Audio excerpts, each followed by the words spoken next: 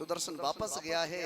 अम्बरीश महाराज कहने लगे प्रभु एक बात बता दीजिए, आज पूरा 1 वर्ष हो गया मैंने अभी तक जलपान नहीं किया, फिर आपने इतनी सजा क्यों की, इतना क्रोध क्यों किया। आए दुर्वासा जी बहुत लज्जित हुए हैं। इसी वंश में आगे चल करके एक राजा हुए हैं, उनका नाम हुआ है राजा योनासो। राजा योनासो के कोई संतान नहीं है। इन्होंने पुत्रष्ट यज्ञ कराया, एक गढ़े में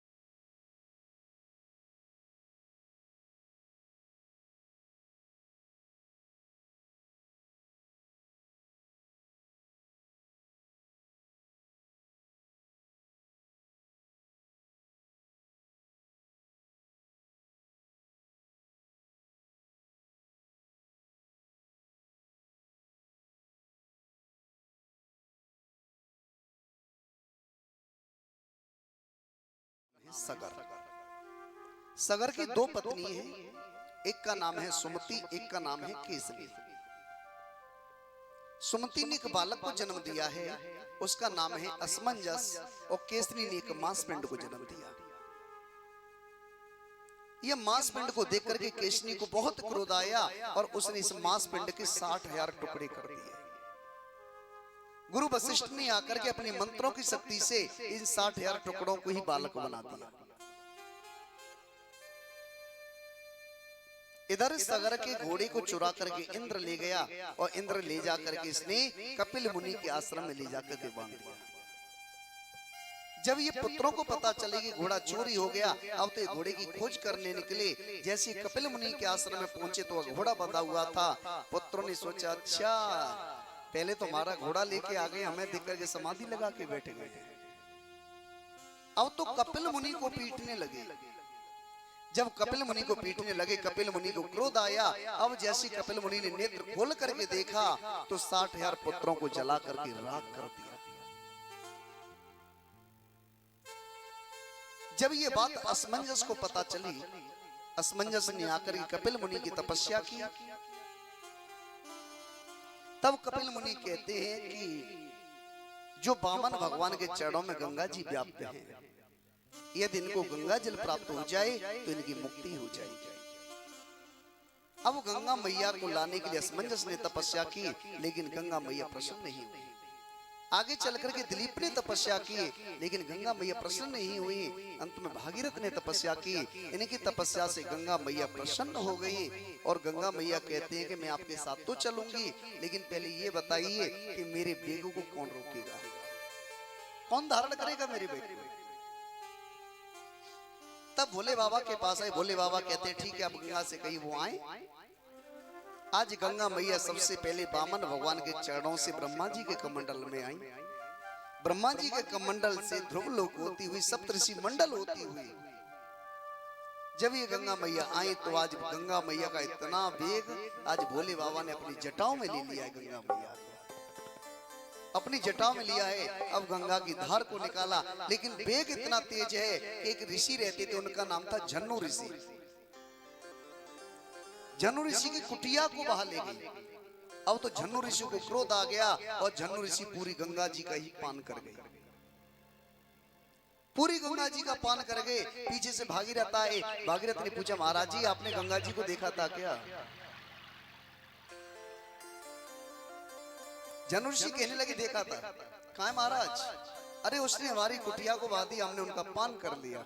अरे महाराज आपने तो पान कर लिया, लेकिन हमारे 60,000 पूर्वज पड़े हुए, उनकी मुक्ति होनी है। पुराणांतर ऐसा भी लेख आता है कि झन्नू ऋषि ने अपनी जांग से गंगा जी को निकाला है, इसलिए गंगा जी का नाम जाह्नवी पड़ा हुआ है। जंगा से प्रकट किया है गंगा जी को। आज वही गंगा मैया सबके पापों को धो रही हैं। आज भी आज सबके पापों के प्रक्षालन कर रही है गंगा मैया। बोलिए गंगा मैया की जय हो श्री राधे। इसी वंश में आगे चल करके रघु महाराज की ख्याति हुई है और रघु महाराज के महाराज अज हुए हैं और महाराज अज के राजा दशरथ हुए हैं। लेकिन दशरथ जी की भी कोई संतान नहीं है।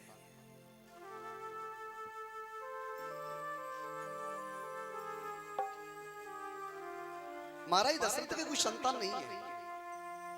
ये मैंने पहले दिन की कथा में भी निवेदन किया था आप सबसे कि देखिए किसी के संतान हो या न हो ये किसी के हाथ की बात नहीं है, किसी के हाथ की बात नहीं है।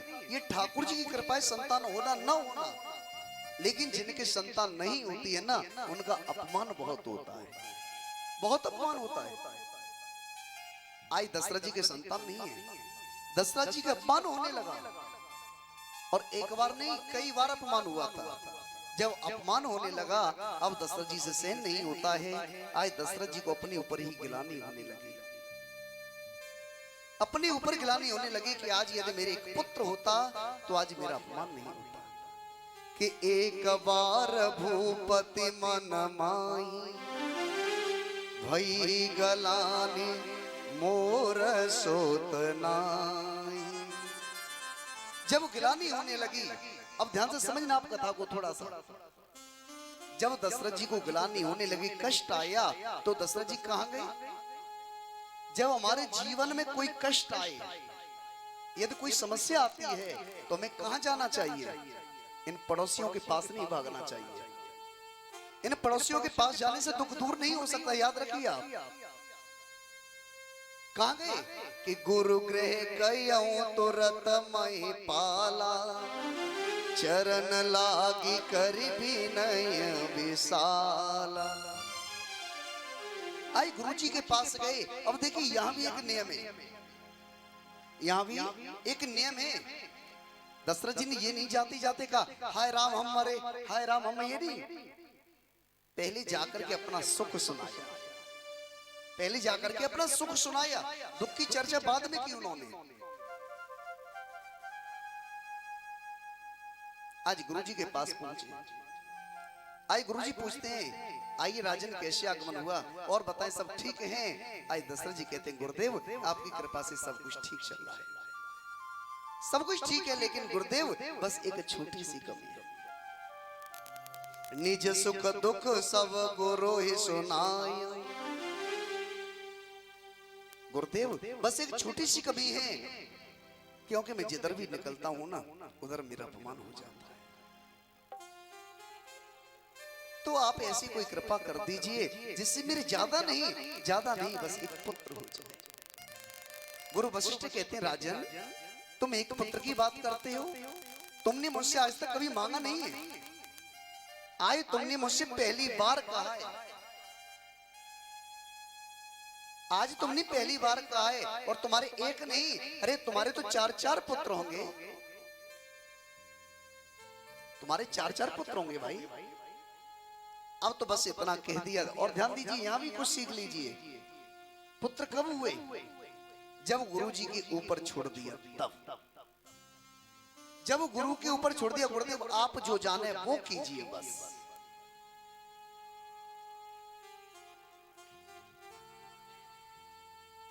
आज गुरुजी ने श्रृंगी ऋषि को बुलाया और श्रृंगी ऋषि से कह दिया कि श्रृंगी ऋषि वशिष्ठ बुलावा पुत्र काम शुभ यज्ञ करावा। अच्छा एक बात ध्यान दीजिएगा, रामचरितमानस में यज्ञ कितने हुए? रामचरितमानस में यज्ञ कितने हुए? रामचरितमानस में 6 यज्ञ हुए हैं, जिसमें 3 सफल हुए हैं और 3 विफल हुए हैं। ध्यान देना महाराज जी, 3 यज्ञ सफल हुए हैं और 3 ही यज्ञ विफल हुए हैं। ये 3 यज्ञ सफल कौन से हुए हैं? सबसे पहला यज्ञ जो होने जा रहा है कि श्रृंगी ऋषि वशिष्ठ बुलावा पुत्र काम शुभ यज्ञ करावा। ये यज्ञ पूर्ण हुआ है क्योंकि इसका फल मिला है। दूसरा यज्ञ कौन सा, जो आप आगे सुनेंगे, अभी प्रसंग आएगा। जो दूसरा यज्ञ विश्वामित्र जी को राक्षस नहीं जो करने देते थे। असुर समूह सतावई मोई, जो दूसरा यज्ञ है, तो यहाँ पर राम जी ने आकर के यज्ञ को सफल कराया है। आप करें मख की रखवारी, दूसरा यज्ञ सफल करा दिया। 2 यज्ञ हो गए। और तीसरा यज्ञ जो जनकपुर में होने जा रहा है, धनुष यज्ञ यही कारण होई। तीसरा यज्ञ जनकपुर वाला। ये 3 यज्ञ पूर्ण हुए हैं, सफल हुए हैं, और 3 यज्ञ विफल हुए हैं। ये विफल कौन से? पहला यज्ञ दक्ष के यहाँ पर, जो सती जी के यहाँ हुआ था, उसमें विघ्न आ गया था। दूसरा यज्ञ जो मेघनाथ कर रहा था, मेघनाथ मख कर रही पावन, मेघनाथ यज्ञ कर रहा था, उसमें विघ्न डाल दिया। और तीसरा यज्ञ जो रावण कर रहा था, नाथ कर रही रावण एक जागा। 6 यज्ञ हुए रामचरितमानस के अंदर, जिसमें 3 सफल हुए, 3 ही विफल हो गए। तो आइए वही प्रसंग पर लौट कर आए आप कि श्रृंगी ऋषि वशिष्ठ बोलावा, पुत्र काम शुभ यज्ञ करावा। अभी तो यज्ञ प्रारंभ हो गया। आई चलते यज्ञ में से अग्निदेव प्रकट हो गए, अब शन पत्र लेकर के, और कह दिया आपका जो मनोरथ था वो सिद्ध हो गया। अब तो दशरथ जी दौड़े, दशरथ जी दौड़े लेकर के, अरे कैकेयी, अरे कौशल्या, अरे सुमित्रा, आइए, आज जो हमारा मनोरथ था वो सिद्ध हो गया। तीनों रानियां दौड़ करके आई। अब देखिए बंटवारा, यहां भी एक मर्यादा देखिएगा। बंटवारा कैसे किया? बंटवारा कैसे कर रहे हैं कि अर्ध भाग कौशल्य ही दीना, आधा भाग कौशल्या को दे दिया। अब जो आधा बचा है उसका क्या किया कि रहूं सो ओ भय भाग पोने कीना। जो आधा बचा उसके 2 भाग किए, 1 भाग कैकेयी को दे दिया। अब 1 भाग बचा, ये सुमित्रा को नहीं दिया, सुमित्रा को नहीं दिया। ये इसके 2 भाग फिर किए, और 1 भाग कौशल्या को दे दिया, 1 कैकेयी को दे दिया। लेकिन कह दिया था कि जैसे तुम चाहो, अपनी बहन सुमित्रा को देना चाहो वैसे दे देना। सुमित्रा उसी समय समझ गई थी कि मेरे हो ना हो, मेरे 1 नहीं, मेरे 2 पुत्र होंगे, क्योंकि मुझे 2 जगह से प्रसाद मिलेगा। मेरे 1 नहीं, मेरे 2 पुत्र होंगे। अब तो तीनों रानियों ने प्रसाद ग्रहण किया, और जैसी मेरे प्रभु गर्भ के अंदर आए, जैसी प्रभु गर्भ के अंदर आए, चारों सुख शांति होने लगी, आनंद होने लगा, बधावे होने लगे। कालांतर में समय निकला। जैसे ही कालांतर में समय निकला है, आज समय पूर्ण आ चुका है। और आज मेरे प्रभु ने कैसे अवतार लिया, कैसे अवतार लिया कि नौमी तिथि मधुमास पुनीता,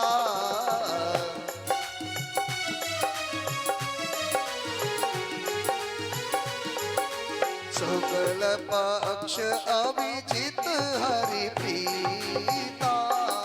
शुक्ल पक्ष अभिजित हरि प्रीता, शुक्ल पक्ष अभिजित हरि प्रीता।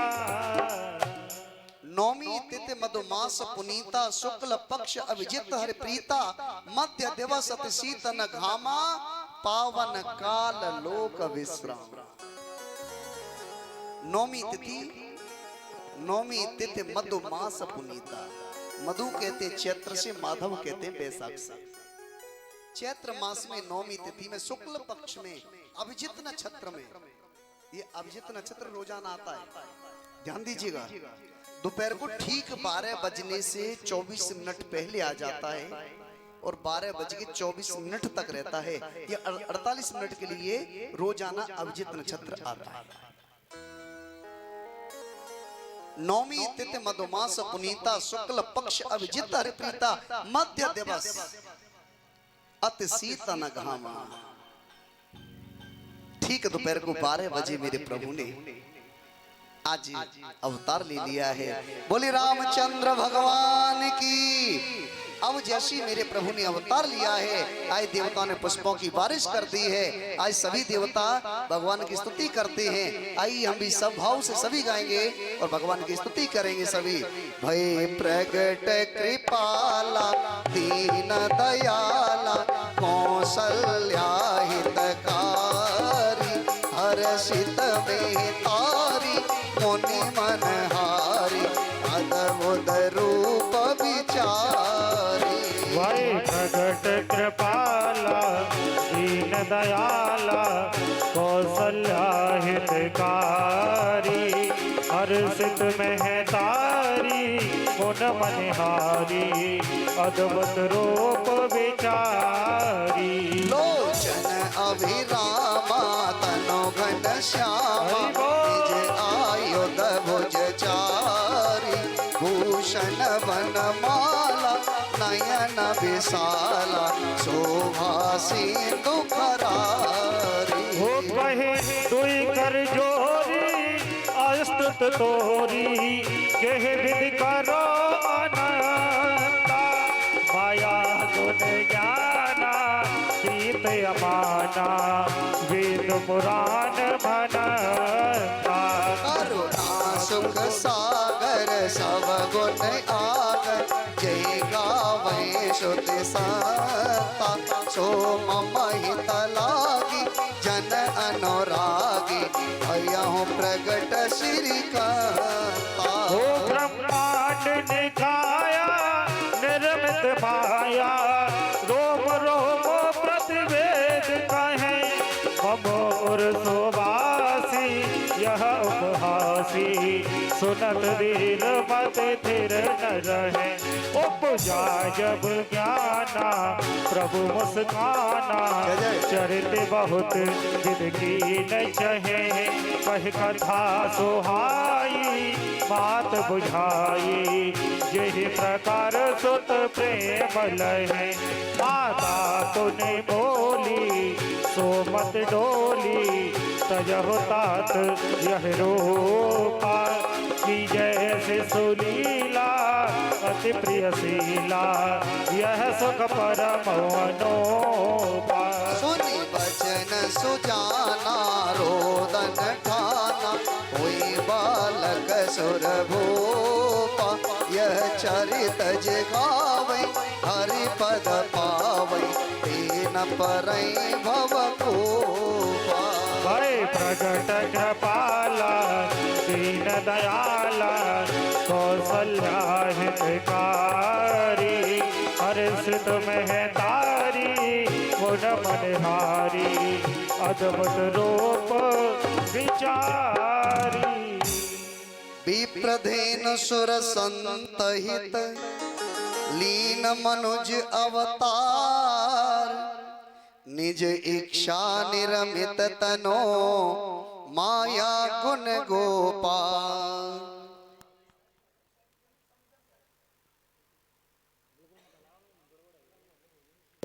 बोली रामचंद्र भगवान की बधाई हो बधाई हो। आवाज निकल नहीं जाए अपने पड़ोसी का लाला है जाए ना फिर देखो बधाई पड़ोसी का लाला हो फिर देखो आवाज ढोलक लेके आ मैंने एक बहन पहनी आ फिर भी उस सुर तो मिलाई दे पीछे से। अच्छा लाला को किन किन को खुशी है सच सच बताओ हाथ ऊपर करके बताओ किस किस को खुशी है लाला की बधाई हो। अच्छा बधाई हो फिर क्या करें आई एक सुंदर सी बधाई कौशल्या मैया के महल में लेके चले सभी भाव के साथ। अरे प्रगट भये रघुरैया आइए सभी भाव के साथ। अरे प्रगट भये रघुरैया अवधपुर बाजे बधैया। प्रगट अवध में बाजे बधैया। प्रगटे चारों भैया अवधपुर बाजे बधैया। ओ प्रगटे हैं चारों भैया अवधपुर बाजे बधैया। बाजे बधैया बाजे बधैया बाजे बधैया बाजे बधैया। बाजे बधैया बाजे बधैया। बाजे बधैया बाजे बधैया। प्रगटे चारों भैया अवधपुर बाजे बधैया। ओ प्रगटे हैं चारों भैया अवधपुर बाजे बधैया। बधाई हो।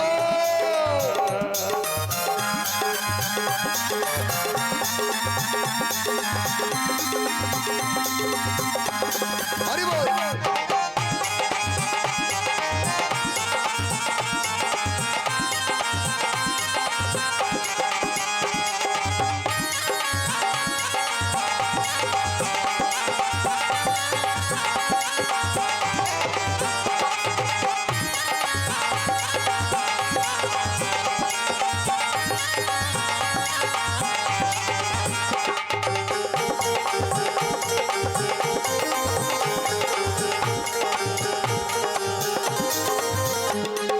वो दशरथ लौटा में हीरा और मोती।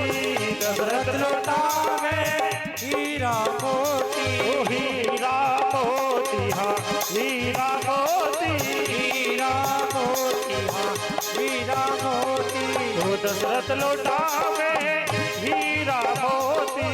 दशरथ लौटा में हीरा मोती। वो कौशल्या ओ कौशल्या लौटा में रुपैया अवध में बाजे बधैया। में चारों भैया अवध में बाजे बधैया। ओ बाजे बधैया आज बाजे बधैया। बाजे बधैया आज बाजे बधैया। ओ प्रगट भाई है रघुरैया अवध में बाजे बधैया। प्रगट है चारों भैया अवध में बाजे बधाई हो। हरि हरि हरि हरि बोल।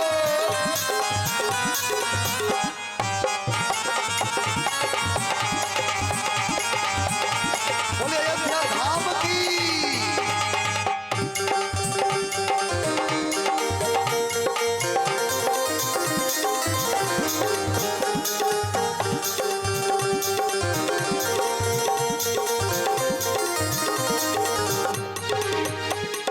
वो सारे अवध में धूम मची है। सारे अवध में धूम मची है। तो अयोध्या नगरी खूब सजी है। अयोध्या नगरी खूब सजी है। वो सारे अवध में धूम मची है। सारे अवध में धूम मची है। वो धूम मची है भैया धूम मची है। धूम मची है भैया धूम मची है। ओ अयोध्या नगरी खूब सजी है। अयोध्या नगरी खूब सजी है। वो आए हैं नाच नचैया अवध में बाजे बधैया। जन में चारों भैया बधाई हो। बाजे बधैया ओ बाजे बधैया आज बाजे बधैया। बाजे बधैया आज बाजे बधैया। ओ जन्म लिया है रघुरैया अवध में बाजे बधैया। जन्म है चारों भैया अवध में बाजे बधैया। ओ जन्म लिया है चारों भैया अवध में बाजे बधैया। रघुरैया अवध में बाजे बधैया। अवध में बाजे बधैया। अवध में बाजे बधैया। बोली रामचंद्र भगवान की जय हो। अब बैठ जाइए सभी। आज सुंदर बधाई हुई है। इधर राजा दशरथ ने अपने गुरुजी को बुलाया।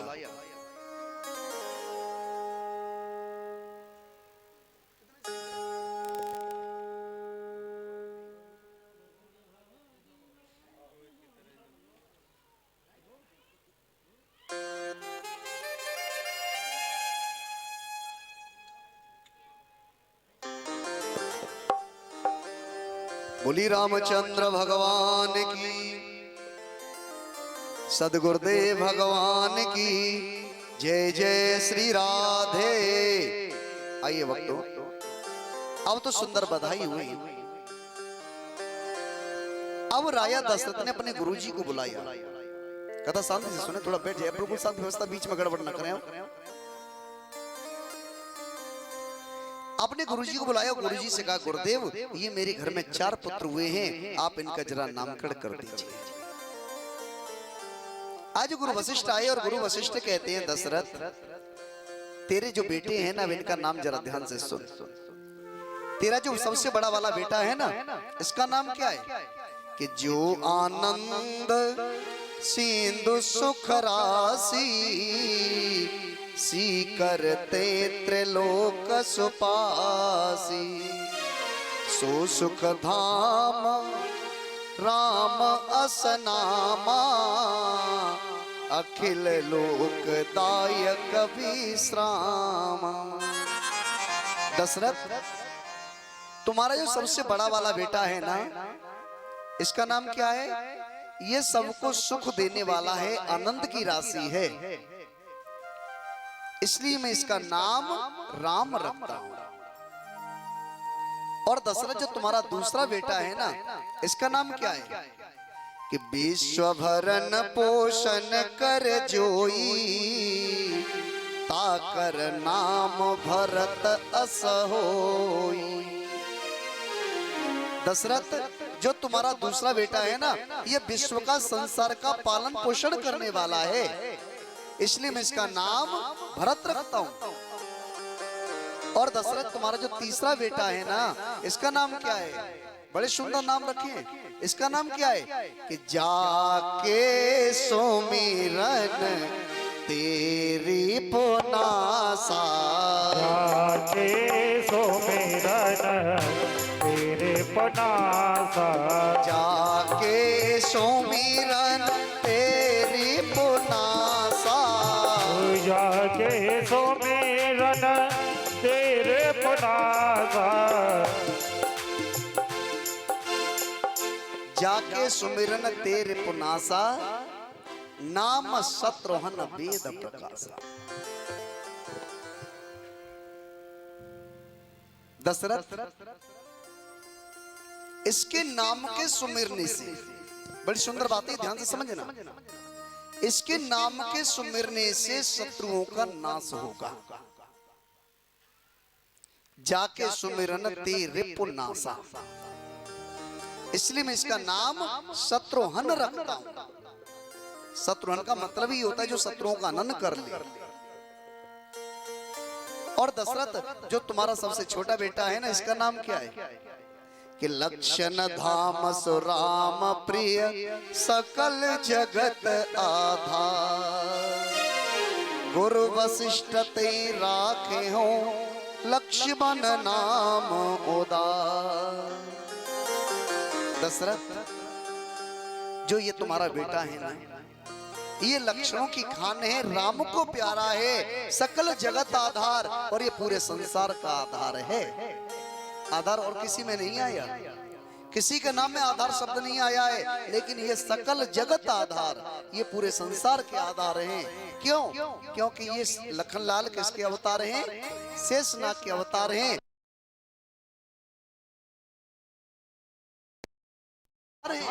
इसलिए मैंने इनका नाम लक्ष्मण रखता हूं। क्या क्या नाम रखे? राम, भरत, लक्ष्मण, शत्रुघ्न, यही नाम है ना? राम, भरत, लक्ष्मण, शत्रुघ्न, बार बार बुलाते हैं। देखिए मैंने एक निवेदन किया था पहले दिन की कथा में, ये बात थोड़ी सी आ गई, इसलिए मैं आपसे कह रहा हूं, कोई अन्यथा मत लेना, मैं पहले बता दूंगा आपको। मैंने पहले दिन की कथा में एक निवेदन किया था कि आज इस संसार में सब दुखी है, नानक दुखिया सब संसार। कबीरदास ने भी कह दिया कि कबीरा सब जग निर्धना, धनवंता नहीं को, धनवंता बाकु जानियो, जप राम नाम धन हो। आज वही धनवान है। ये बात मैंने पहले दिन कही थी, लेकिन आज ये थोड़ा विस्तार से बताऊं 2 मिनट में कि आज सब यही कहते हैं ना महाराज जी हम बहुत दुखी, हम बहुत दुखी, हम बहुत दुखी हैं। लेकिन आखिर इसका कारण क्या है? आज मनुष्य दुखी क्यों है? अब ध्यान देना, क्योंकि आज का मनुष्य अपने अपने कर्मों से दुखी है। आज का मनुष्य भगवान के मंदिर जा नहीं सकता, भगवान की पूजा कर नहीं सकता, कथाएं सुन नहीं सकता, कोई धर्म का कार्य कर नहीं सकता।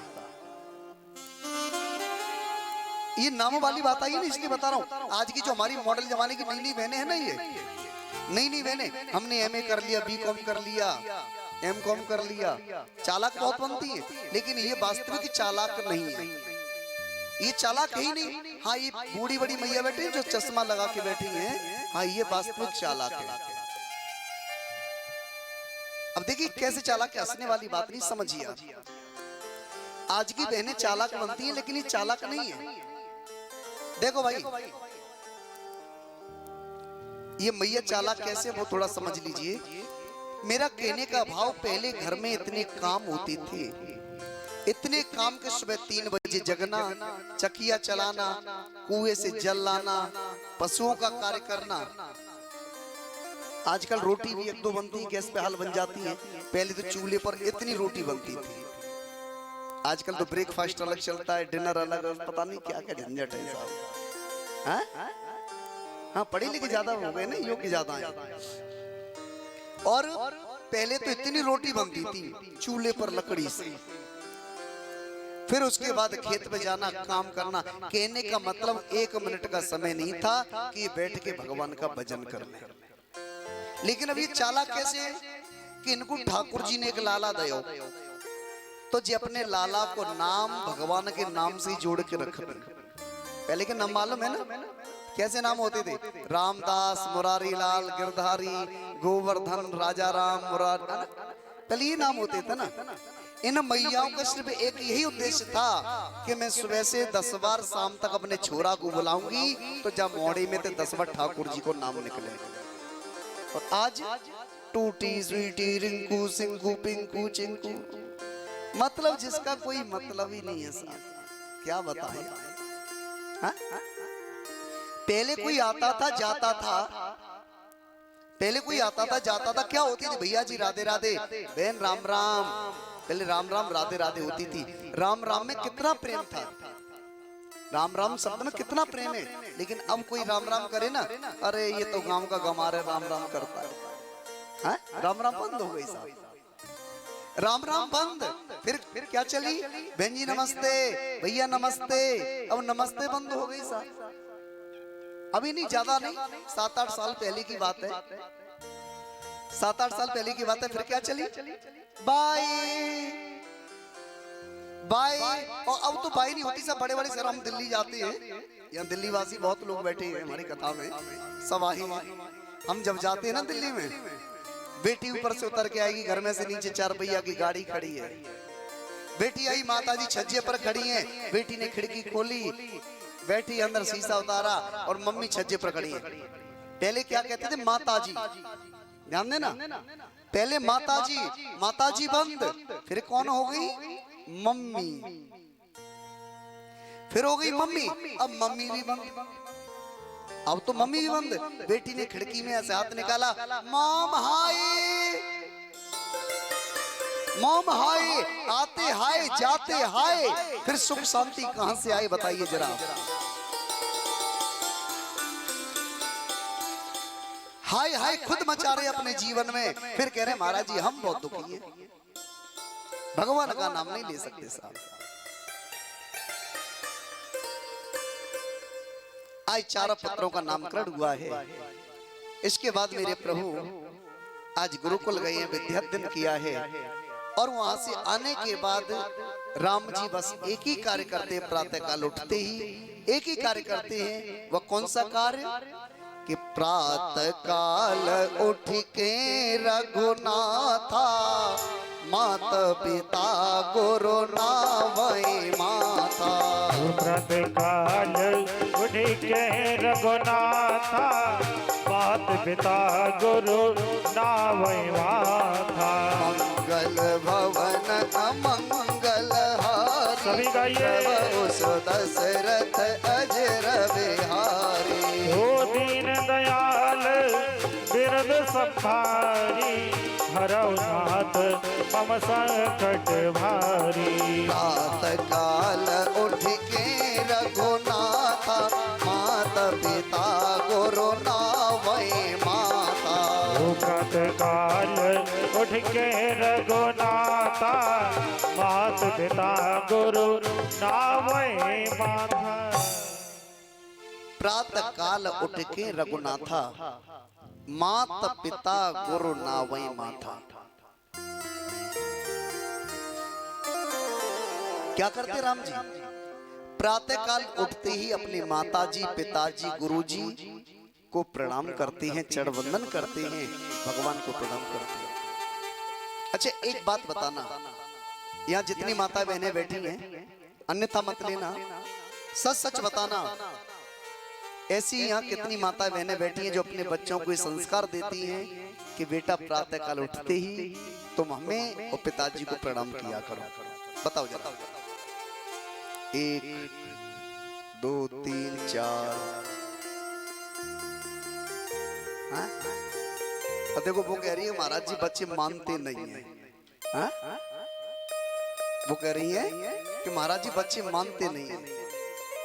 देखिए मैं एक बात बता दूं आपको, थोड़ा ध्यान से कथा को सुने आप।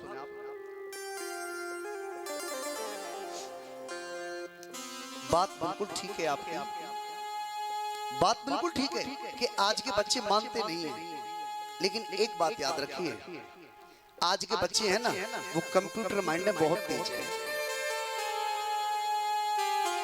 अच्छा बच्चे क्यों नहीं मानते? आपने कभी ये प्रयास किया है कि बच्चे आखिर मानते क्यों नहीं है?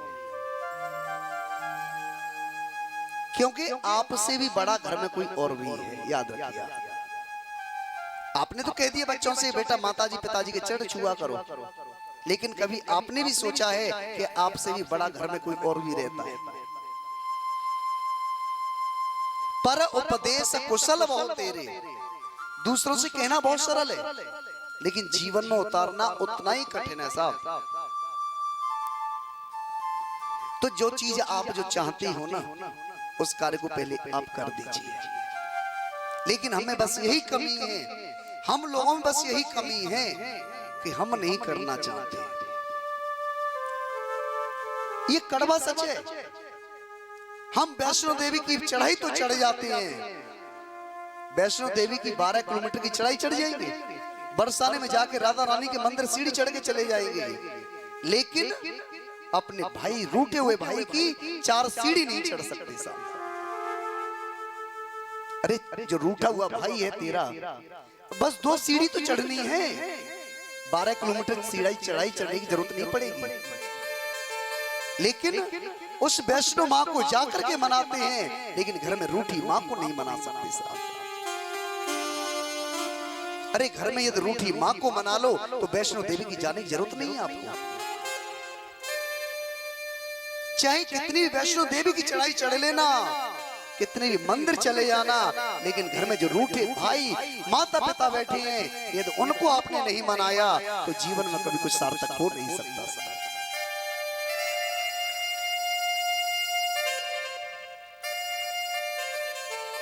बस आज यही अहम भरा हुआ है हमारे अंदर, क्यों जाऊं मैं?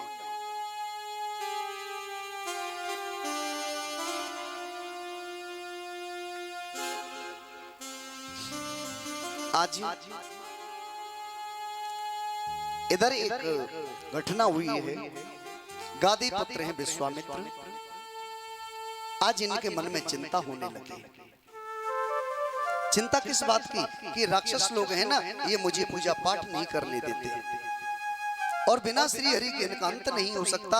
अब मुझे अपने प्रभु को लेके आना चाहिए। आज चल दिए, अयोध्या में आए, राजा दशरथ को पता चल गया, दशरथ जी ने स्वागत किया है। आज उसके बाद पूछा, गुरुदेव आप आज मेरे यहाँ पधारी में धन्य हो गया, लेकिन आने का कारण क्या है, कृपा करके बताइए। तब विश्वामित्र कहते हैं, दशरथ आज हम तुमसे कुछ मांगने आए हैं। आज हम तुमसे कुछ मांगने आए हैं, तुमसे कुछ लेने आए हैं। आज हम तुम्हें जांचने आए हैं, आज हम तुम्हें परखने आए हैं। दशरथ जी कहते हैं, गुरुदेव आपको मांगने में देरी होगी, मुझे देने में देरी नहीं होगी। मांगे क्या चाहिए, आपने संकोच मांग लीजिए। ध्यान देना, गलती यहीं पर हो रही है। गलती यहां पर हो रही है कि आपको मांगने में देरी होगी, मुझे देने में देरी नहीं होगी। वचन पहले तो या तो सोच समझ के लीजिए, पहले दूसरे की बात सुनिए, उसके बाद जवाब लीजिए। निर्णय तो जब लेना चाहिए जब पहले की किसी की बात सुने हम, लेकिन यहां पर अहम आ रहा है कि आपको मांगने में देरी होगी, मुझे देने में देरी नहीं होगी। तब विश्वामित्र जी कहते हैं, दशरथ जब मैं यज्ञ करता हूं ना कि असुर समूह सतावै मोई, मैं जाचन आया नृपतोई। हे दशरथ जब मैं यज्ञ करता हूं तो राक्षस लोग मुझे पूजा पाठ नहीं करने देते, इसलिए आज मैं तुमसे कुछ मांगने आया हूं, मैं तुम्हें जांचने आया हूं, मैं तुम्हें परखने आया हूं, आज मैं तुमसे कुछ लेने आया हूं। दशरथ जी कहने लगे, गुरुदेव बताइए मैं चलूं या अपनी सेना को भेज दूं।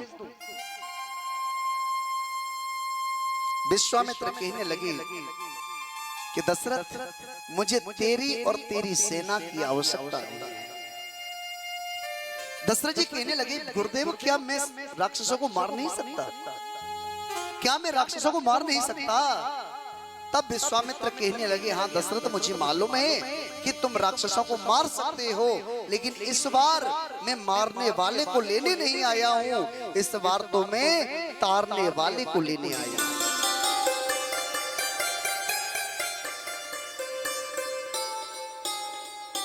इसलिए यदि आप देना चाहते हैं तो मेरे साथ राम और लखन को भेज दो।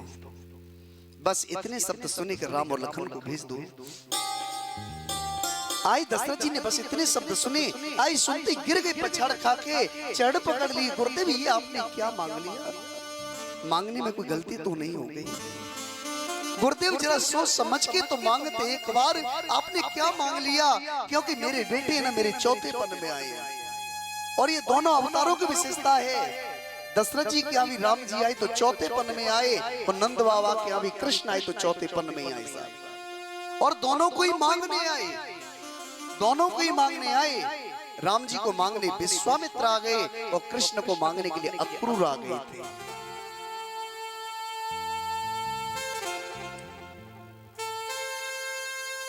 आपसे कोई गलती तो नहीं हो गई, जरा सोच समझ के तो मांगते हैं। एक बार विचार कर लीजिए। आज राजा दशरथ इतना सुनकर के मूर्छित हो गए, गिर पड़े, समझ में नहीं आता क्या निर्णय लूं।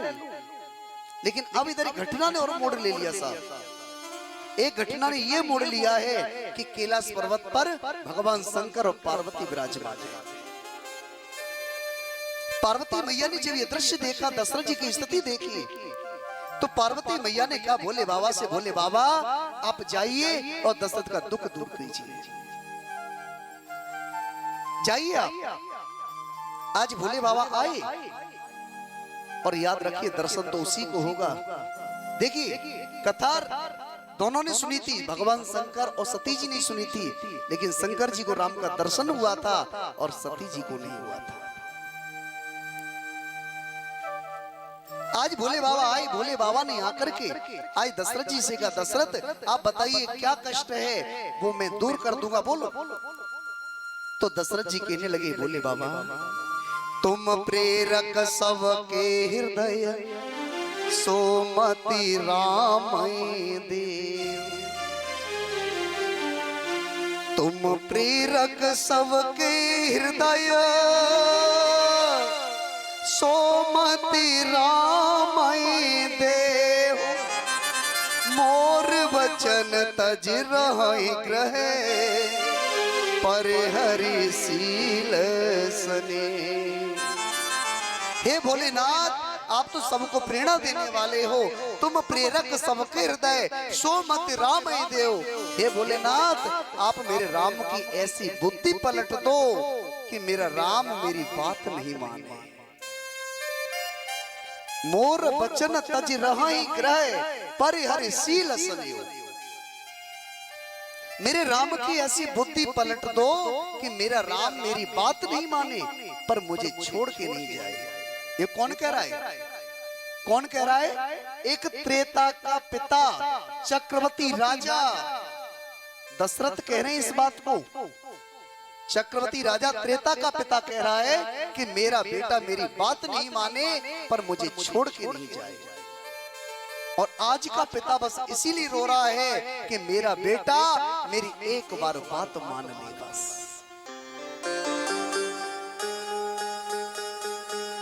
देखिए, मैं एक बात बताऊंगा आपको।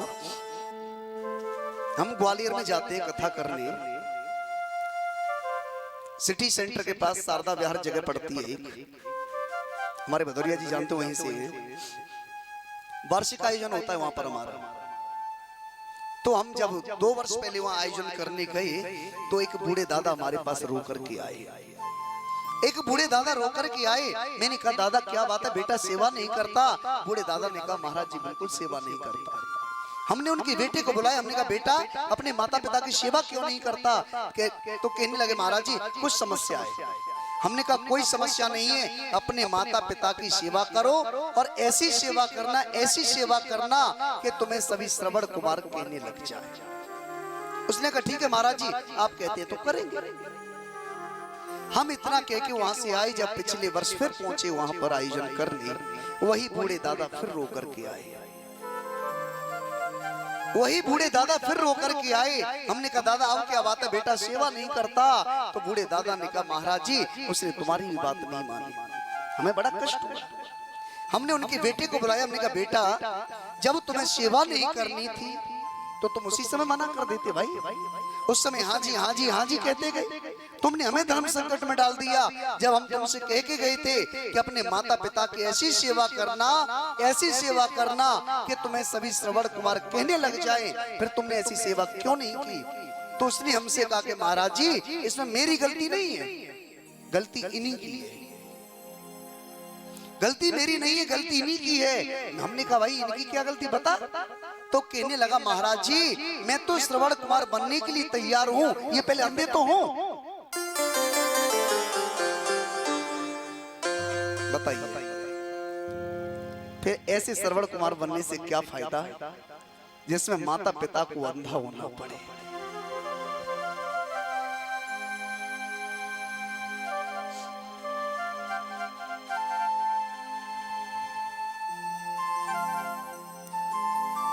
आज दशरथ जी ने जब इतना कहा, भोले बाबा बोले ठीक है हम मना कर देंगे। अब जैसे कहा कि मना कर देंगे, लेकिन राम जी अंदर बैठे हैं भोले बाबा के। राम जी ने अंदर से धक्का दिया, बाबा दिमाग खराब है क्या? दिमाग खराब है क्या? तुम्हें मालूम है ना कि मेरा अवतार किस लिए हुआ है? मालूम है ना किस लिए हुआ है? विप्रधेनु सुर संत हित लीन मनुज अवतार। अरे बाबा मुझे अपना कार्य करने दो, तुम क्यों मना कर रहे हो? तुम ही पिताजी से मना कर दो ना। अब भोले बाबा ही धर्म संकट में पड़ गए, अब हम क्या करें? भोले बाबा बोले ठीक है विचार करते हैं भाई, भूमिका बनाते हैं। तो भोले बाबा बोले कि दशरथ जी एक बात बताओ, चलो ठीक है मैं राम से मना तो कर दूंगा, लेकिन विचार कीजिए कि जिस यज्ञ से तुम्हें पुत्र मिले हैं आज उसी यज्ञ पर संकट आ रहा है, क्या तुम उस यज्ञ की रक्षा के लिए भेज नहीं सकते? अरे हमें धर्म की रक्षा करनी चाहिए और धर्म हमारी रक्षा करता है। यदि तुमने राम नहीं भेजा तो तुम्हें अपयश मिलेगा, तुम्हें नरक जाना पड़ेगा। आज दशरथ जी कहने लगे कि कहूं सुभाव छल मन माही, जीवन मोर राम बिनु नाई। अरे मैं मैं नरक जा सकता हूं, अपयश सहन कर सकता हूं, लेकिन मैं राम को नहीं दे सकता। आज गुरु वशिष्ठ जी आए। गुरु वशिष्ठ जी कहते हैं कि आप इनको भेज दीजिए, भेजने में संकोच मत कीजिए। अब तो राम लक्ष्मण को बुलाया, गुरु जी के साथ भेज दिया, कह दिया आज से तुम्हारे पिता जो गुरु हैं वो बस यही है, इनके साथ जाइए। विश्वामित्र लेकर के जा रहे हैं। अब जैसे आगे चले तो सामने से एक राक्षसी आई है। गुरुजी ने कह दिया बेटा इसका अंत कर दीजिए, इसका अंत कीजिए। अब तो राम जी ने एक बाण चला दिया और एक ही बाण में क्या किया कि एक ही बाण प्राण हरे लीना, दीन जानते ही निज पद दीना। आई भगवान ने उसे अपना परम पद दे दिया। उसके बाद गुरुजी के आश्रम पहुंचे। पीछे से मारीच और सुभाव आया। सुभाव का अंत किया है, मारीच को उल्टे बाण से 100 योजन दूर फेंक दिया। आज विश्वामित्र जी यज्ञ करते हैं, राम जी यज्ञ की रखवाली करते हैं। आज आइए इनको रखवाली करने दीजिए। जब तक भाव से मनवाड़ी पवित्र करेंगे सही भाव के साथ। अरे श्रीमन नारायण नारायण नारायण, श्रीमन नारायण नारायण नारायण, श्रीमन नारायण नारायण नारायण, ओ श्रीमन नारायण नारायण नारायण, श्रीमन नारायण नारायण नारायण, श्रीमन नारायण नारायण नारायण, भजमन नारायण नारायण नारायण, भजमन नारायण नारायण नारायण, श्रीमन नारायण नारायण नारायण, श्रीमन नारायण नारायण नारायण, भजमन नारायण नारायण नारायण, ओ भजमन नारायण नारायण नारायण। हरि हरि बोल।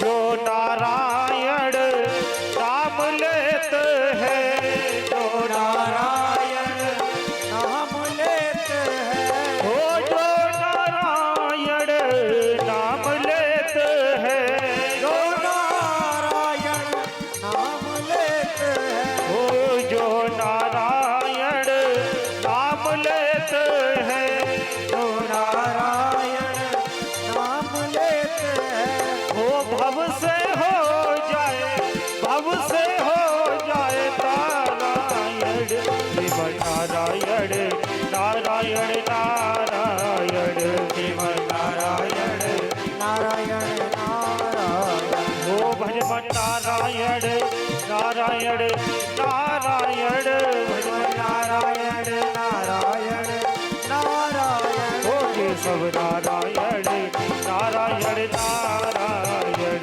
केशव नारायण नारायण नारायण।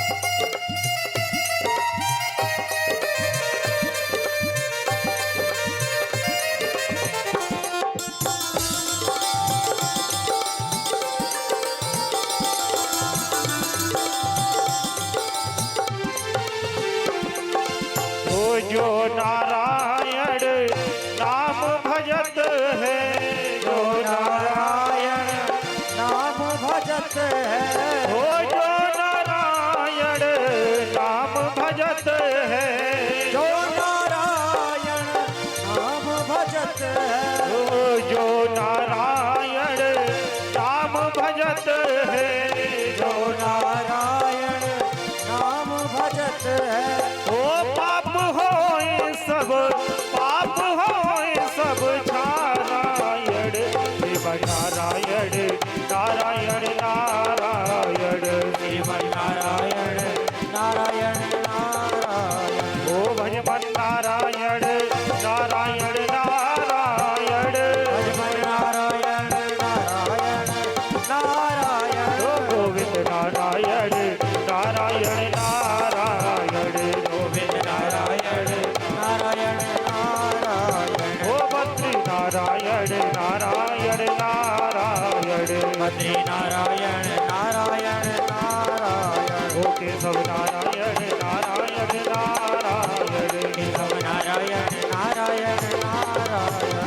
नारायण नारायण नारायण नारायण नारायण नारायण नारायण नारायण नारायण नारायण नारायण नारायण नारायण नारायण नारायण। बोली नारायण भगवान की जय कृष्ण कन्हैया लाल की जय हो। जय जय श्री राधे। देखो भाई एक बात कहूं, आज कथा का कौन सा दिन है? बोला करो। चौथा दिन है। कई दिन हो गए, 4 दिन से बात एक ही चल रही है कि जितना हो सके उतना भगवान का भजन कीजिए। समय का पता नहीं है। इसमें कोई पैसे थोड़ी लगते हैं, इसमें कोई आपसे पैसे थोड़ी ले रहा है। ताली बजाने, जयकारे बोलने, कीर्तन बोलने, मनवाड़ी पवित्र कीजिए। ये मैंने कल भी एक निवेदन किया था। देखो भाई, समय का कुछ नहीं पता। जो हो सके जब हो सके जब कर लेना चाहिए। जैसे देखो एक सेठ जी थे, बहुत पैसा था सेठ जी पर, बहुत पैसा। लोगों ने कहा कि सेठ जी धर्म का कार्य हो रहा है, आप भी कुछ दान फान कीजिए थोड़ा सा। सेठ जी बोले कि दान सब कर रहे हैं, हमारा कोई जरूरी है क्या? लोगों ने कहा नहीं नहीं, जो करेगा उसको फल मिलेगा। सेठ जी बोले अभी नहीं, बुढ़ापे में करेंगे। सेठ जी बोले बुढ़ापे में करेंगे। लोगों ने कहा कि एक बात बताओ, बुढ़ापे में आप पक्का है कि तुम्हारे पास धन रहेगा? उन्होंने कहा हाँ इतना पक्का है। और वास्तविक सेठ जी ने दीवार तोड़वा के पैसे लेकर के उस दीवार में रख दी, उस प्लास्टर करा दिया कि ये तो हमारे हाथ में। अब धीरे धीरे समय निकला। देखो लोग कहते हैं ना कि ये हमारे हाथ में। अच्छा एक बात सच बताना, क्या तुम्हारा हाथ तुम्हारे हाथ में है? क्या तुम्हारा हाथ तुम्हारे हाथ में है? फिर भी कहते हैं कि ये तो हमारे हाथ में। अब धीरे धीरे समय निकला, बुढ़ापा आ गया। लोगों ने सेठ जी वो दान कर लो। सेठ जी बोले अभी थोड़ी मर थोड़ी रहे हैं, जब ही करेंगे। अभी से दान कर दें, रजिस्टर इधर से उधर हो गया तो जब ही करेंगे, इधर दान करेंगे, मर के ऊपर पहुंचेगा, फाइल ऊपर ही होगी, तुरंत मिल जाएगा, तुरंत मिलेगा। बुढ़ापा आ गया, लेकिन एक दिन भगवान की लीला, क्योंकि भगवान ही बड़े कौतुकी हैं। एक दिन की लीला, सेठ जी को पैरालाइसिस हो गया, लकवा मार गया। अब तो सेठ जी का एक हाथ नहीं उठे, एक पैर नहीं चले, आधा ऐसा काम ही न करे। पड़ोसियों को पता चला, पड़ोसी आई। पड़ोसियों ने आकर के देखा कि ये तो बहुत बुरा हुआ। पर सेठ जी अब समय की पता नहीं है। अब वो आप कह रहे थे ना कि बुढ़ापे में दान करेंगे, लास्ट में करेंगे, अब तो समय का पता नहीं है, तो अब दान कर लो। अब सेठ जी का हाथ तो उठे नहीं, सेठ जी ऐसे करे। मतलब सेठ जी कह रहे हैं कि दीवार में रखे, इनमें से निकाल के करवा दो। अब लोग समझे नहीं, सेठ जी ऐसे करे। लोगों ने कहा सेठ जी ऐसे क्या कर रहे हैं? तो सेठ जी के वहां बच्चे थे। उन लोगों ने बच्चों से पूछा, बेटा ये तुम्हारे पिताजी ऐसे क्या कर रहे हैं? लेकिन जैसे कि तैसे ही होते हैं भैया। बच्चों ने सोचा कि इसमें पैसा रखा, बच्चों ने सोचा कि इसमें पैसा रखा है। अब पिताजी तो जा ही रहे, पैसा क्यों जाए? बच्चों ने सोचा कि पिताजी तो जा ही रहे, पैसा क्यों जाए? अब बच्चे रोने लगे, बच्चे कहने लगे पिताजी ये कह रहे हैं कि जो कुछ था वो इस समय लग गया, वह है कहां जो हम लगा दें। सब कुछ होकर के भी कुछ नहीं कर पाए, ये समझ लीजिए। सब कुछ होने के बाद कुछ नहीं हुआ। इसलिए जो है, जितना है, जैसे भी है, जब समय है बस जब कर लीजिए। कल के लिए मत छोड़ो किसी चीज को। आइए कथा की ओर ही चलें। आज ही यहाँ मेरे प्रभु यज्ञ की रखवाली करते हैं। इधर जनकपुरी से पाती आई है। उस पाती में लिखा हुआ है, हे गुरुदेव, मैं अपनी बेटी के लिए धनुष यज्ञ करने जा रहा हूँ, जिसमें आप आकर के मेरी बेटी को आशीर्वाद दीजिए। आए गुरुजी कहने लगे, बेटा राम तो मेरे साथ चलोगे? राम जी ने कहा, जैसे गुरुदेव की आज्ञा। अब तो राम, लखन और गुरुजी चल रहे हैं। अब देखिए यहाँ एक बड़ी सुंदर बात आई है, ध्यान से समझना। यदि घर से निकले आप घर से जब हम निकले तो प्राय किसका ध्यान करके निकले? अब ये बड़ी सुंदर बात है यहाँ पर। हम जब घर से निकले यात्रा करने के लिए, कहीं भी निकले, अपने बिजनेस पर निकलते, कहीं भी निकले, तो हमें घर से जब निकले तो किसका ध्यान करके निकलना चाहिए?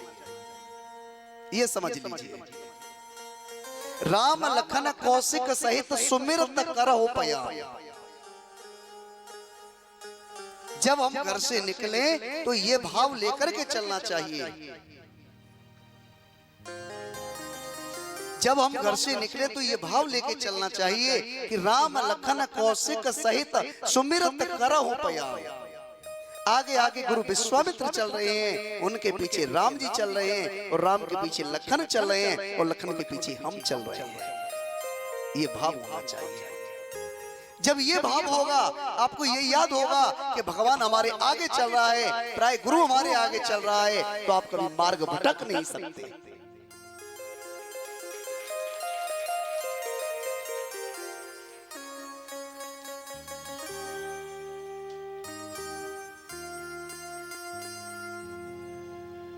अब तो जैसे ही चले, लेकिन रास्ते में घटना हुई है। घटना क्या हुई है कि रास्ते में क्या देखा है कि रास्ते में एक आश्रम है जिसमें कोई ठहरता नहीं।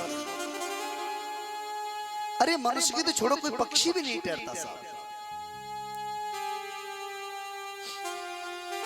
कोई पक्षी नहीं ठहरता। राम जी ने सहज पूछ लिया, गुरुदेव ये कौन सा आश्रम है और ये रास्ते पत्थर की शिला क्यों पड़ी है इसमें? आई विश्वामित्र जी के नेत्र सजल हो गए। विश्वामित्र कहने लगे, राम बेटा ये तुम्हारी प्रतीक्षा कर रही है। मेरी प्रतीक्षा? कौन है गुरुदेव?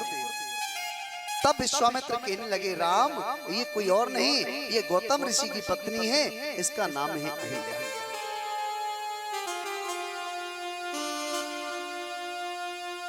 एक बार इसके साथ इंद्र ने छल कर दिया था। एक बार इसके साथ छल हुआ था, इसने चंद्रमा का सहारा लेकर के इसके साथ छल कर दिया था। रात्रि में 2 बजे चंद्रमा ने मुर्गा बन के आवाज लगा दी। गौतम ऋषि को भ्रम हो गया। उन्होंने सोचा कि ब्रह्म मुहूर्त हो गया, स्नान करके आऊं। अपने वस्त्र लिए गंगा स्नान करने गए। जैसी गंगा में प्रवेश किया, गंगा मैया कुपित हो गई। गंगा मैया कहने लगी, अरे गौतम आज तूने मुझे सोते हुए जगा दिया। अरे जा, तेरी कुटिया पर आज तेरी पत्नी के साथ छल हो। जब गौतम ऋषि लौट कर के आए तो क्या देखा है कि इंद्र गौतम ऋषि के रूप में ही कुटिया से बाहर निकला था। गौतम ऋषि ने आज जैसे इंद्र को देखा, इंद्र को देखते क्रोध आ गया, साप दे दिया, इंद्र आज तूने मेरी पत्नी के साथ छल कर दिया। जा, मैं तुझे साप देता हूं कि तेरे इसी समय 4 भग हो जाए। आकर के अपनी पत्नी अहिल्या को भी साप दे दिया। तू अपने पति को पहचान नहीं सकी, तू पराये पुरुष के साथ पत्थर की तरह पड़ी रही। जा, मैं तुझे साप देता हूं कि तू इसी समय पत्थर हो जाए। राम जब ये भी चरणों में गिरी तो वरदान दिया कि तू पत्थर तो बनेगी, लेकिन जिस दिन राम की चरण रज मिल जाएगी उसी दिन तू अपने पति लोग आ जाएगी। आज प्रभु ने चरण लगाया, इसका उद्धार हो गया। भगवान को प्रणाम किया है, अपने पति लोग चले गए। अब तो जैसे गुरुजी जनकपुरी पहुंचे, जनकपुरी में राजा जनक को पता चल गया गुरुजी आ गए। अब तो गुरुजी का सम्मान किया, स्वागत किया, भोजन प्रसादी कराई, एक कक्ष में रोक दिया। अब राम और लखन गुरुजी की चरण सेवा कर रहे हैं। चरण सेवा करते करते राम जी ने कहा, गुरुदेव ये लखन है ना, ये कह रहा है भैया गुरुजी से पूछ लो हम जनकपुरी घूम आए। गुरुदेव आप कहें तो मैं इसको जनकपुरी घुमा लाऊं, जनकपुरी घुमा लाऊं क्या इसको? गुरुदेव कहते हैं ठीक है, तुम बेटा जा तो रहे हो, लेकिन जब उधर से लौट के आओ तो मेरे लिए पूजा के लिए पुष्प ले आना। अब जैसे राम लखन जनकपुरी घूमने निकले, जैसे जनकपुरी घूमने निकले, अब तो सब नर नारी प्रभु का दर्शन करने लगे। लेकिन अब ध्यान देना, यहाँ पर एक छोटी सी घटना हुई है। एक छोटी सी घटना ये हुई है,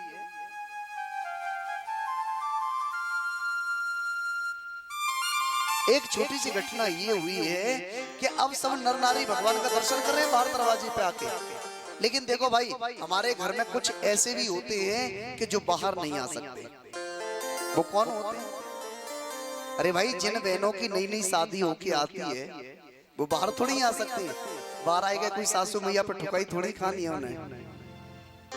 अब एक बहन सोच रही है कि मैं प्रभु का दर्शन कैसे करूं, तो किसी ने कह दिया तू एक काम कर, तू छत पे जा और झरोके में से दर्शन कर ले। अब दौड़ के छत पे गई। लेकिन एक बात बताऊं, शादी के समय हमारी बहनों के सामने एक बहुत बड़ी समस्या होती है, बहुत बड़ी समस्या। ये लंबा सा घूंघट होता है ना शादी के समय, बहुत लंबा घूंघट। वैसे एक बात कहूं मैं आपसे, यहाँ जितने भाई लोग बैठे हैं, कोई अन्यथा मत लेना, बुरा मत मानना, यहाँ जितने भाई लोग बैठे हैं, इनकी जो पहले मर्यादा थी, जो पुरानी मर्यादाएं, वो आज इन्होंने सब खत्म कर दी अपनी, सारी मर्यादा खत्म कर दी। लेकिन हाँ, हमारी माता बहनों की जो पहले मर्यादा थी वो आज भी बरकरार है। हमारी माता बहनों ने खत्म नहीं किया। हाँ, इसमें थोड़ा सा बदलाव कर दिया है। आप कहें तो बता दूं, बदलाव इतना कर दिया है कि पहले ये घूंघट आगे को चलता था, अब ये पीछे को चलता है बस।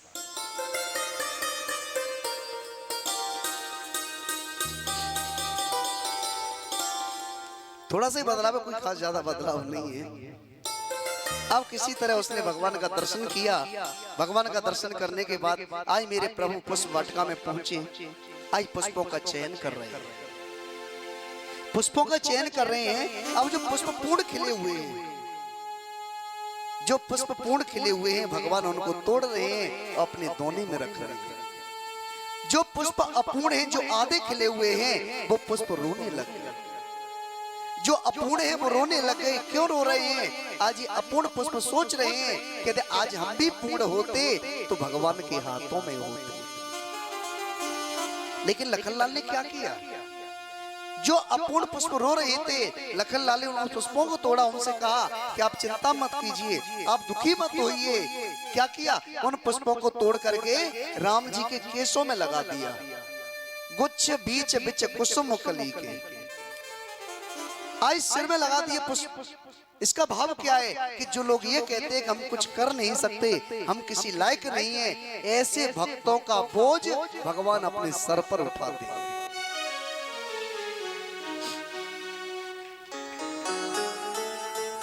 थोड़े आगे चलेगी तो आगे चले तो क्या देखा है कि आगे रास्ते में एक मोर पंख पड़ा हुआ है।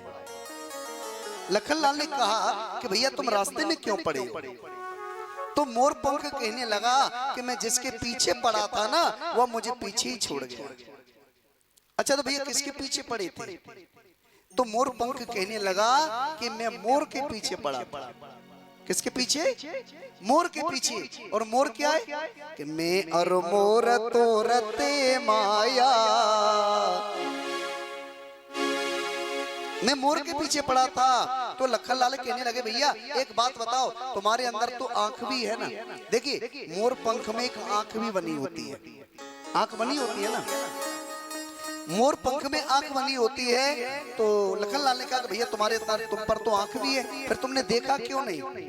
तो मोर पंख कहने लगा भैया मुझ में आंख तो है, लेकिन ये दिखने वाली है, देखने वाली नहीं है। आज हम सबके भी जो नेत्र है ना, ये सिर्फ दिखने वाले हैं, देखने वाले नहीं है। यदि देखने वाले होते तो आज हम इस माया के पीछे पड़े नहीं होते साहब। ज्ञान विराग नयन उर्गारी, क्योंकि ये दोनों नेत्र हमारे खराब हो चुके हैं। जैसे देखो, एक व्यक्ति था, एक आंखों के डॉक्टर के पास गया। आंखों के डॉक्टर के पास गया। आंखों के डॉक्टरों का एक नियम होता है, आपने देखा होगा। आप जाएंगे तो वो क्या करते हैं कि एक उनके पास लोहे का फ्रेम होता है, चश्मे का लोहे का फ्रेम होगा, उसको पहनाएंगे, फिर लेंस डालेंगे। पढ़ो, कुछ दिखा? नहीं, अभी नहीं। फिर दूसरा लेंस, अब हाँ कुछ दिखा, कुछ दिखा, फिर निकाला, फिर तीसरा लेंस, अब हाँ अब बिल्कुल ठीक है, अब बिल्कुल ठीक है। बस यही होता है उनके यहाँ। अब जो व्यक्ति गया था उसने देखा कि तीसरे नंबर पर सही आ जाता है, उसने देखा कि तीसरे नंबर पर सही आ जाता है। अब जब उसका नंबर आया, डॉक्टर ने वही चश्मे का फ्रेम पहनाया और लेंस डाला। पढ़ो, उसने कहा नहीं। वो निकाला, दूसरा डाला, अब बताओ कुछ नहीं, तीसरा डाला, अब कुछ नहीं, 7-8 लेंस डाल दिए, लेकिन बार बार कुछ नहीं, नहीं दिख रहा है, नहीं दिख रहा है। डॉक्टर को गुस्सा आया, डॉक्टर ने कहा कि पढ़े भी हो। उसने कहा कि पढ़े ही होते तो फिर यहाँ काहे को आते, पढ़े ही होते तो यहाँ काहे को आते, हमने तो यही समझा है कि चश्मा लगा करके ही पढ़ते हैं। तो डॉक्टर ने कहा कि बात तो बिल्कुल सत्य है कि चश्मा लगा के पढ़ते हैं, लेकिन पढ़ते वही हैं जो अपने अंदर होता है, पढ़ते वही हैं जो अपने अंदर होता है। देखो भाई, दीवार पर कोई अन्य भाषा लिखी हो, हमसे हिंदी आती है, इंग्लिश आती है, उर्दू आती है, यदि कोई भाषा लिखी होगी तो हम पढ़ सकते हैं। तमिल की भाषा लिखी हो, हमको तमिल की भाषा का ज्ञान नहीं है तो हमको दिख तो रही है लेकिन हम पढ़ नहीं पाएंगे। तो हम पढ़ते वही हैं जिसका हमको ज्ञान होता है।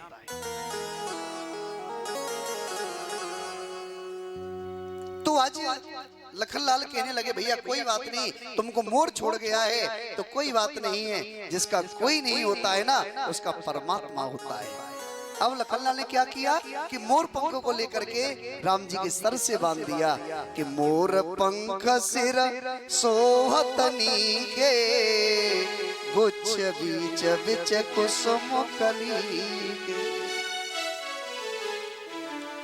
आज इसके बाद पुष्प तोड़े, इधर सीता जी आज गौरी मैया के मंदिर जा रही हैं पूजन करने के लिए। और किस तरह से मंदिर गई है पूजन करने कि गौरी पूजन को सीता चली,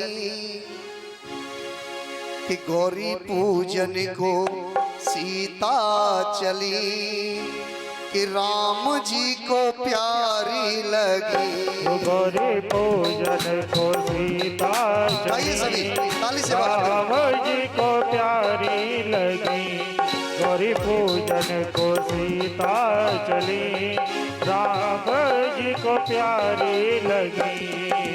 प्यारी लगी, हाँ प्यारी लगी, वो प्यारी लगी, हाँ प्यारी लगी, प्यारी लगी, हाँ प्यारी लगी, प्यारी लगी, हाँ प्यारी लगी। गौरी पूजन को सीता चली, राम जी को प्यारी लगी। गौरी पूजन को सीता चली, राम जी को प्यारी लगी। श्री हरि।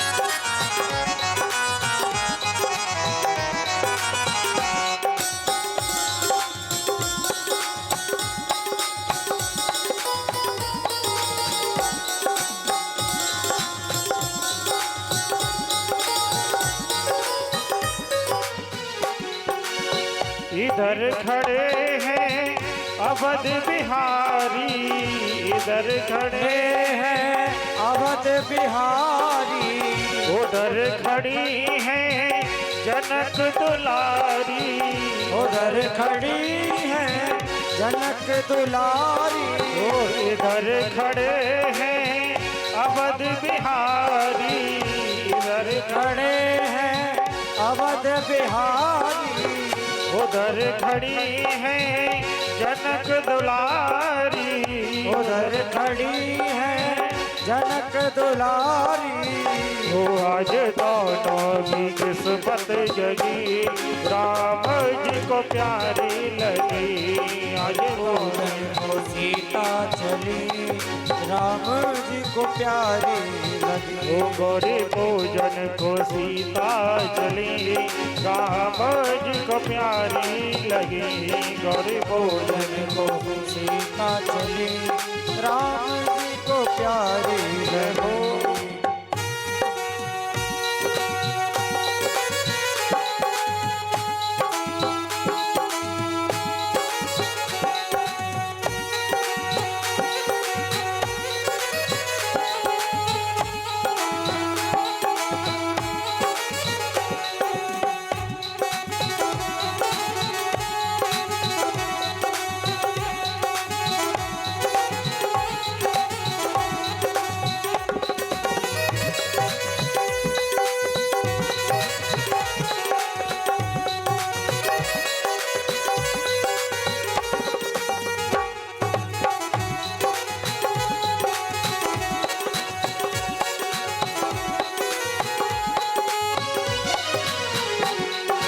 वो मिल गए हैं नैनों से नैना, मिल गए हैं नैनों से नैना, एक दूजे को चैन पड़े ना, एक दूजे को चैन पड़े ना। वो मिल गए हैं नैनों से नैना, मिल गए हैं नैनों से नैना, वो एक दूजे को चैन पड़े ना, एक दूजे को चैन पड़े ना। वो गौरी मंदिर में ज्योति जली, राम जी को प्यारी लगी, गौरी मंदिर में सीता चली, राम जी को प्यारी लगी। ओ प्यारी लगी, बड़ी प्यारी लगी, प्यारी लगी, बड़ी प्यारी लगी, ओ प्यारी लगी, बड़ी प्यारी लगी, प्यारी लगी, बड़ी प्यारी लगी।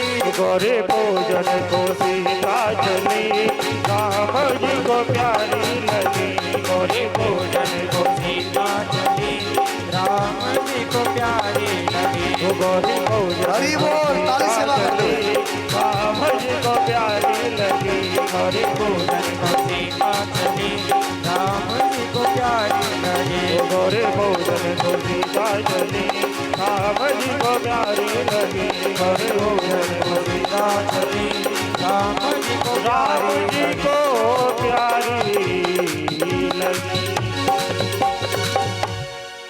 बोली रामचंद्र भगवान की, जय हो, सदगुरुदेव भगवान की जय हो। जय जय श्री राधे। आइए भक्तों,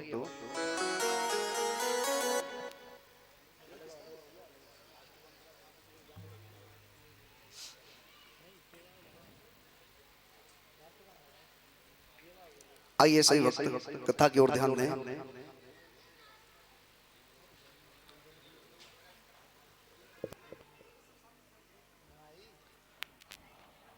राधे। जो भी भक्त आ रहे हैं वो शांति से बैठते जाएं, सभी शांति से बैठ जाएं। जो भी भक्त आ रहे हैं, जहां भी जगह दिख रही है, शांति बनाए रखें। जय श्री राधे।